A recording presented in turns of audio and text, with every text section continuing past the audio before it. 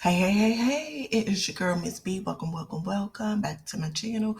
And today's topic, we're going to be speaking on Draymond Green being suspended by the league, which was bogus. Uh, the Warriors won game 3 in a dominating fashion.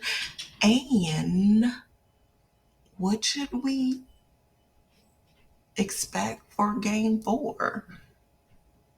Let's talk about Draymond Green. Okay, so I don't always agree with everything Draymond Green does, but that's just like with anybody. I don't think there's anybody on this planet that is breathing right now that I agree with everything that they do. So he's in good company. Hello. So, with that being said, I do believe and agree with Chris Broussard and a couple of other media people who made mention that the league just basically did a double jeopardy with Draymond Green. They punished him for stuff that they already punished him for. There's nothing, well, let me not say there's nothing, because there's some stuff Draymond will get away. There's some, not just Draymond, let me not just single him out. There's stuff that people get away with in the league, players, right? However, the fact of the matter is that they were addressing the way that Joe Dumas, which is just ironic that he did this along with other people. But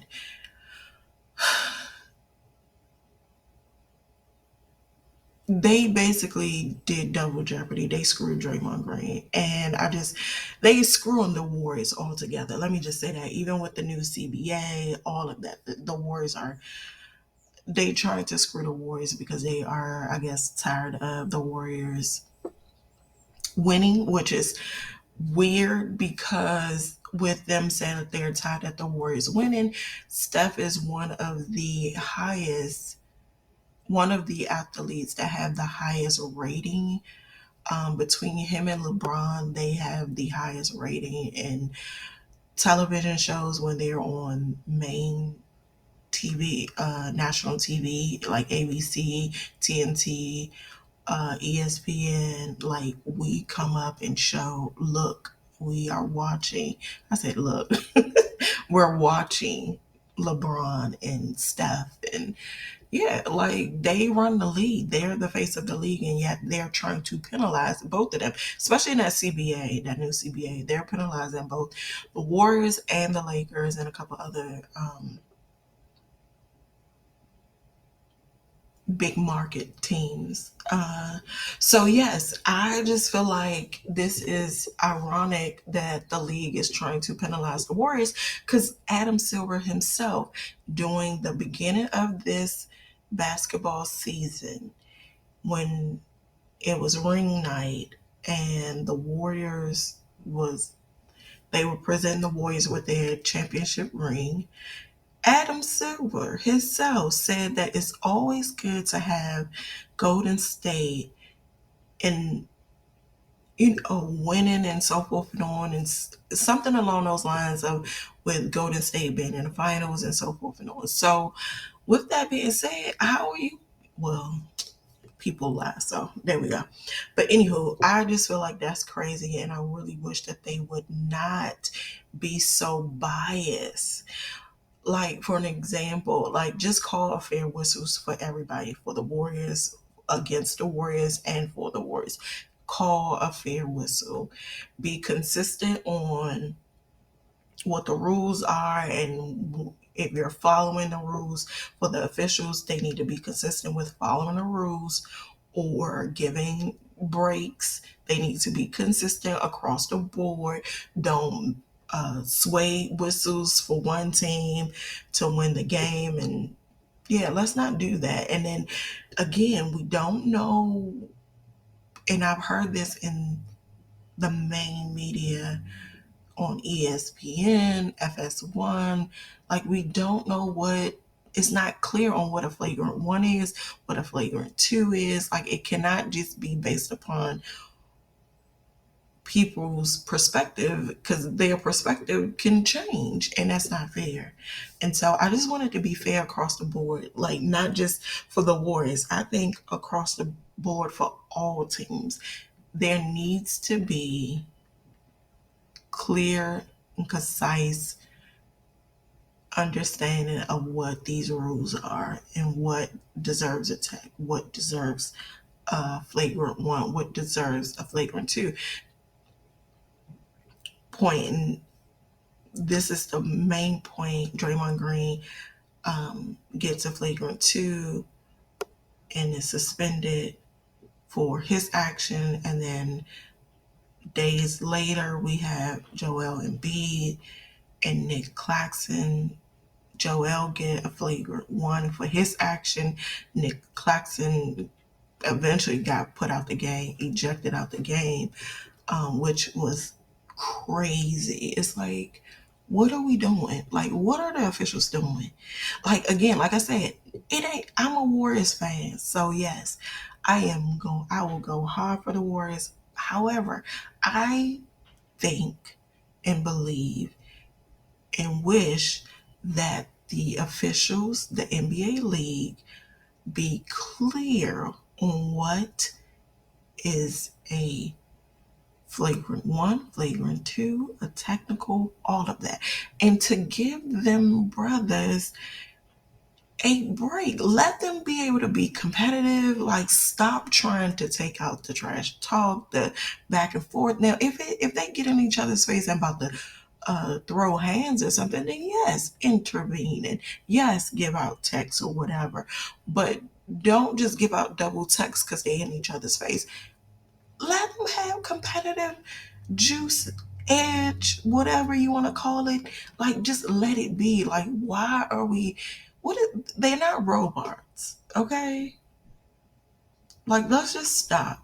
This I'm telling you, the league is becoming very, well, I shouldn't say very, but the league is becoming almost unwatchable because of the officiating, because of the level of competitive, like they want them to compete and not have super teams, but then they don't want them to trash talk and to uh, try to get on each other's skin in a, I think, in a healthy way. I'm not saying that they should do it where, again, where it gets violent. Like, I'm not advocating violence, although I do watch Golden Hoops and whoever else put together the tussles, quote unquote, fights of NBA players. I do watch it. I like it. I think it's funny. But I'm not saying that I agree with not giving them tax for that. Like, they do deserve tax in that case, or ejections. However, let's just keep the competitive edge. And I want to shout out JJ Smith, not JJ Smith, JJ Redick. I'm sorry, JJ Redick, Stephen A, Mad Dog. They all came to the defense. All of these former players, some of them, they did say that they disagree with what Draymond did, but they still came to his defense and said that he should not have been suspended. Like, that don't make sense. Even some celebrities were tweeting about it too. So kudos. And I hope the league is watching, since they like to make decisions. Their decisions are persuaded based upon social media and the outrage. Then hear this outrage that we're tired of you picking on Draymond Green, and in terms of penalizing him more than you would penalize somebody else, regardless. Yes, I've heard people on Twitter say that, oh, if you come before the court and you have past experience, this is not the court. Like, I hear what you're saying. Yes, if you get pulled over by the police, or you have to go to court to see a judge, and you have a long history of doing stuff, yes, your punishment is greater than someone who is a first time, um, someone who did something, had an offense. I don't know why I'm drawing a blank of the words that I want to use, but yes, somebody who's their first time offense, okay, yes, they may get off a little lighter with a slap on the wrist versus somebody who's been there 30 times. I get that. But at the end of the day, this is basketball. This is not court. This is something totally different. So let's not use that analogy. No, according to the NBA, and this is according to the NBA, and this is why I say this, according to the NBA, what you did in a regular season is supposed to be wiped away once the playoffs start. The playoff, it begins a new quote unquote postseason.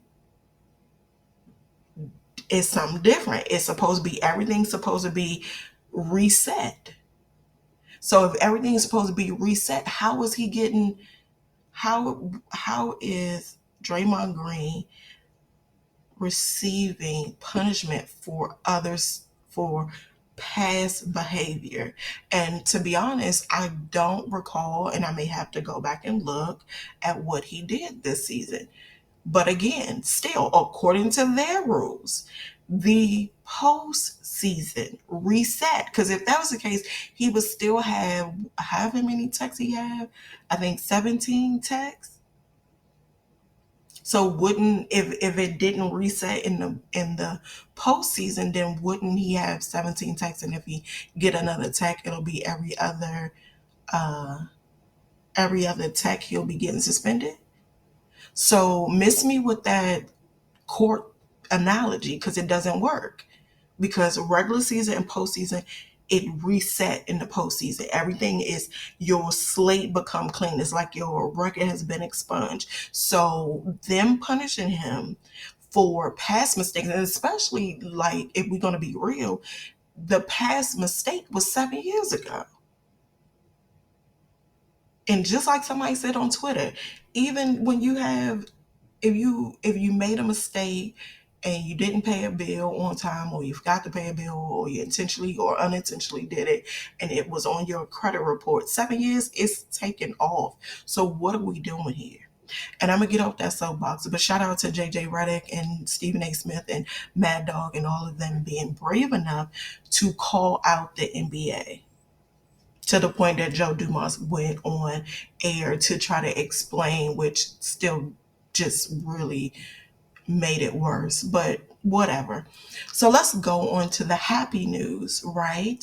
We do have Draymond Green coming back for game 4 tomorrow, and I am looking forward to having him on the court. I hope that he comes with the intensity, I hope he comes with the right mindset in terms of, I hope he's locked in. This is what I'm trying to say. Not the right mindset, because I'm not going to say he doesn't come with the right mindset. I hope he come locked in and put on a defensive clinic tomorrow.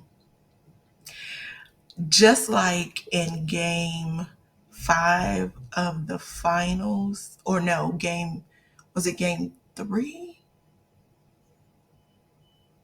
Game 4. I'm sorry, game 4 of the NBA finals. He was a little rattled. According to him, he was a little rattled.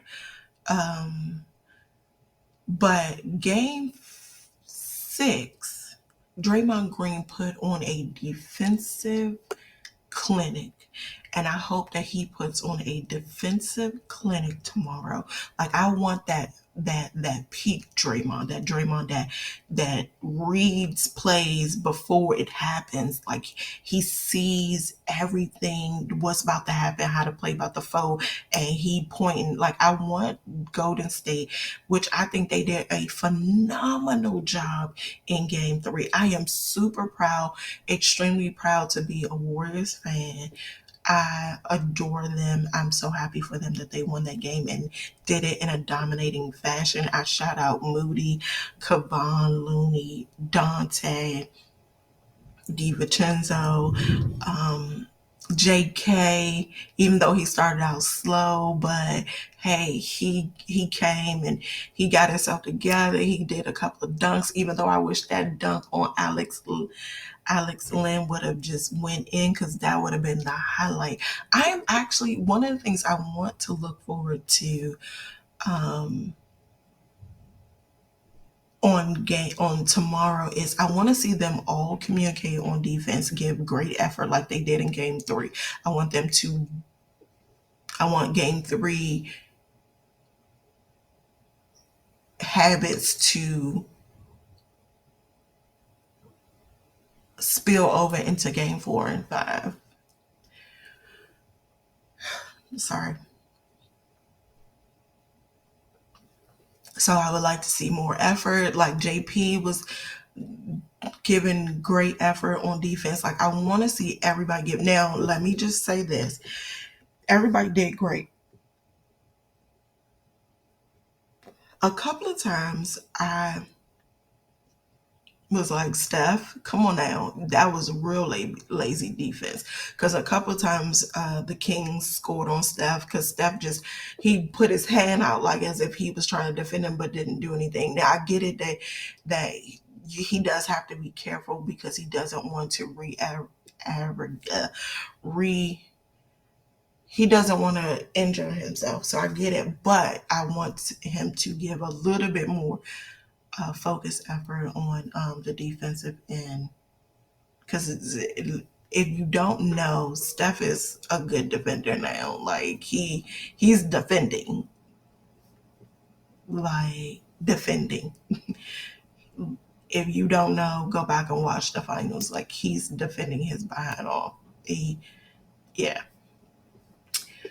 So shout out to Steph on doing a whole offensive clinic like he put on. As Draymond Green said, a master class. That man just put on a whole master class, and I hope he comes. I'm waiting for the Avalanche with Klay Thompson and Jordan Poole. Like I want to see all 3 of them activated and shooting the lights out, whether it's beyond the 3-point line, mid range. I want to see some floaters.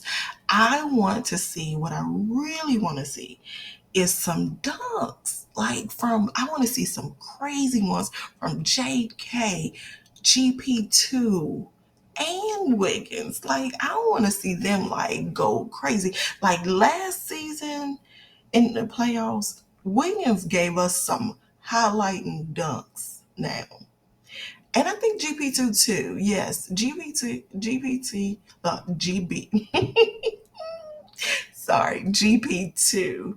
Like Williams gave us some highlight dunks. Like we will never forget the dunk over Brandon Clark.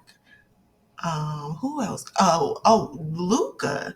Like those two for sure were like the highlight. Like I want to see that. I want to see Andrew Wiggins give out some dunks over some people. I want to see JK take some people out with a dunk or 2 or 3. And another thing too, I do want to see Golden State be more proactive with attacking the paint. This is the perfect team to attack the paint with. Like they don't. Sabonis is not that big of a big to just keep swatting. Like get him in foul trouble. Like come on, Golden State, get him in foul trouble. Get him out the game.